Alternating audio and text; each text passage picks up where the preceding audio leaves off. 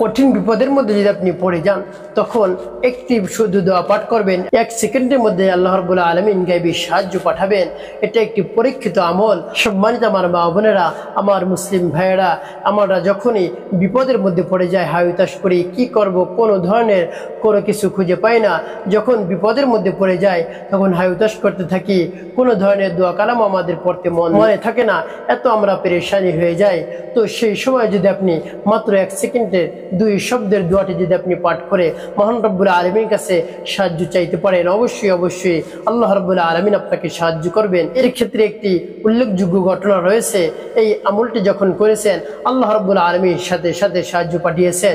আল্লাহর হাবিব সাল্লাল্লাহু আলাইহি ওয়াসাল্লামের পালক পুত্র যায়েদ ইবনে হারিসা রাদিয়াল্লাহু তাআলা আনহু আল্লাহর হাবিব সাল্লাল্লাহু আলাইহি ওয়াসাল্লামের সাথে সব সময় থাকতেন। মক্কায় আল্লাহর হাবিব সাল্লাল্লাহু আলাইহি ওয়াসাল্লামের সাথে সব সময় থাকতেন, সেবা করতেন, তারপরে সব ধরনের খিদমত করতেন। তো আল্লাহর হাবিব সাল্লাল্লাহু আলাইহি ওয়াসাল্লাম এক পর্যায়ে বললেন, যায়েদ তুমি মক্কা ছেড়ে মদিনায় চলে যাও। তখন যায়েদ ইবনে হারিসা রাদিয়াল্লাহু তাআলা আনহুর মন ভেঙে গেল যে আল্লাহর হাবিব সাল্লাল্লাহু আলাইহি ওয়াসাল্লামের কাছ থেকে আমি কেমন করে যাব। একেবারে সে অস্থির হয়ে পড়লেন, সে কষ্ট পেতে লাগলেন। তারপর আল্লাহর হাবিব সাল্লাল্লাহু আলাইহি ওয়াসাল্লাম বললেন, যায়েদ তুমি চলে যাও, তার কারণ তুমি আমার সাথে থাকো, তুমি নিরাপদ না, তোমার উপর যে কোনো সময় আক্রমণ হতে পারে, এই জন্য তুমি মক্কা ছেড়ে চলে যাও, মদিনার পথে চলে যাও। তারপরে আল্লাহর হাবিব সাল্লাল্লাহু আলাইহি ওয়াসাল্লামের হুকুম পালনার্থে যায়েদ ইবনে হারিসা রাদিয়াল্লাহু তাআলা আনহু নিরুপায় হয়ে সে চলে গেলেন। যখন সে মদিনার পথে রওনা দিলেন তখন তার সাথে একজন সাথী হলো। সেই সাথীর শরীরে সাদা জুব্বা এবং মাথায় পাগড়ি ছিল। তো তার সাথে সাথী হলেন। কোন যায়েদ ইবনে হারিসা রাদিয়াল্লাহু তাআলা আনহু মদিনার দিকে রওনা হলেন, তার সাথে সেই লোকটিও রওনা হলেন। তো সেই লোকটিকে যায়েদ ইবনে হারিসা রাদিয়াল্লাহু তাআলা আনহু এভাবে চিনতেন না, সেই লোকটি ছিল একজন মুনাফিক। তো তার সাথে সাথী হলেন। তো সেও বললেন যে আমিও যাব। তখন যায়েদ ইবনে হারিসা রাদিয়াল্লাহু তাআলা আনহু অনেক আনন্দিত হলেন যে আমি একা একা যাব, একজন সাথী পেয়ে গেলাম। তো তারা উভয়ে হাঁটতে লাগলেন। এভাবে হাঁটতে হাঁটতে অনেক ক্লান্ত হয়ে গেলেন। যখন ক্লান্ত হয়ে পড়লেন তখন একটি গুহার মধ্যে উভয়ে আশ্রয় নিলেন।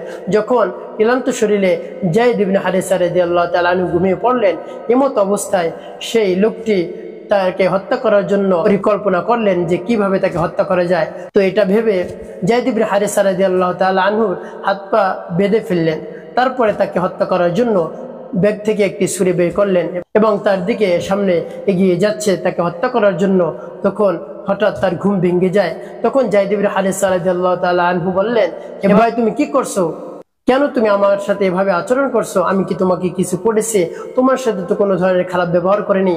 তখন সেই মুনাফিক লোকটি বলল, তোমাকে আল্লাহর হাবিব সাল্লাল্লাহু আলাইহি ওয়াসাল্লাম অনেক ভালোবাসেন, এই জন্য তোমাকে যদি আমি হত্যা করি তাহলে সে অনেক কষ্ট পাবে। তার কারণ হলো মুহাম্মদ সাল্লাল্লাহু আলাইহি ওয়াসাল্লামকে আমি দেখতে পারি না, আমি তাকে সহ্য করতে পারি না, এই জন্য তাকে কষ্ট দেওয়ার জন্য তোমাকে আমি হত্যা করব। তোমাকে যদি আমি মেরে ফেলি তাহলে সে কষ্ট পাবে, তার কারণ তুমি অনেক ভালোবাসো বা তোমাকে নবীজি সাল্লাল্লাহু আলাইহি ওয়াসাল্লাম অত্যন্ত ভালোবাসেন, তোমাকে মারলে সে কষ্ট পাবে, তো সে যেন কষ্ট পায় এই জন্য তোমাকে আমি হত্যা করব।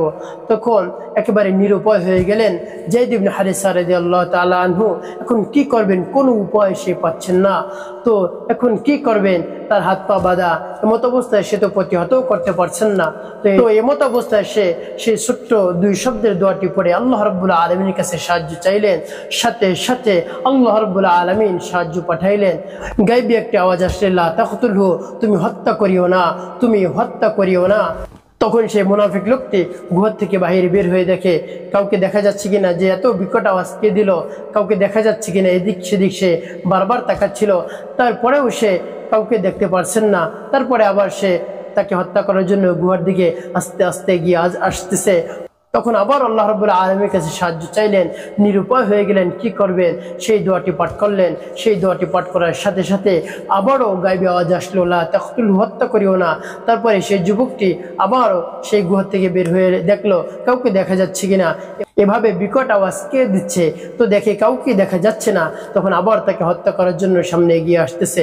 তারপরে আবারও যায়েদ ইবনে হারিসা রাদিয়াল্লাহু তাআলা আনহু সেই দোয়াটি পাঠ করলেন। সেই দোয়াটি পাঠ করার সাথে সাথে আবারও গায়বী আওয়াজ আসলে, লা তাকতুলহু, হত্যা করিও না, লা তাকতুলহু, হত্যা করিও না। তারপরে সেই যুবক লোকটি, সেই মুনাফিক লোকটি গুহার থেকে এইবার বের হলো। এইবার বের হওয়ার সাথে সাথে তার শরীর থেকে তার মাথাটা আলাদা হয়ে গেল, অন্যদিকে তার মাথাটা পড়ে গেল।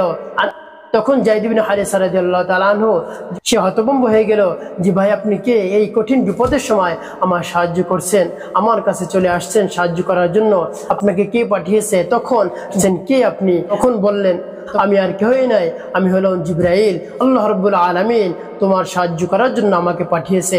তুমি যখন প্রথমবার আল্লাহ রাব্বুল আলামিনের কাছে দোয়াটি করে সাহায্য চাইলে, তখন আমি ছিলাম সিদরাতুল মুনতাহায়, ওখানে বসে আমি বিকট আওয়াজ করেছি লা তাকতুল, হত্যা করিও না, তোমাকে হত্যা করতে পারিনি। তারপর আবার যখন তোমাকে হত্যা করার জন্য আসছে, তখন আমি প্রথম আসমানে ছিলাম, এভাবে আমি আবারও বিকট আওয়াজ করেছি লা তাকতুল, হত্যা করিও না। তারপরে যখন তোমাকে হত্যা করতে আসলো, তুমি যখন দোয়াটি পাঠ করলে, সাথে সাথে আমি গায়বী আওয়াজ দিলাম লা তাকতুল, হত্যা করিও না।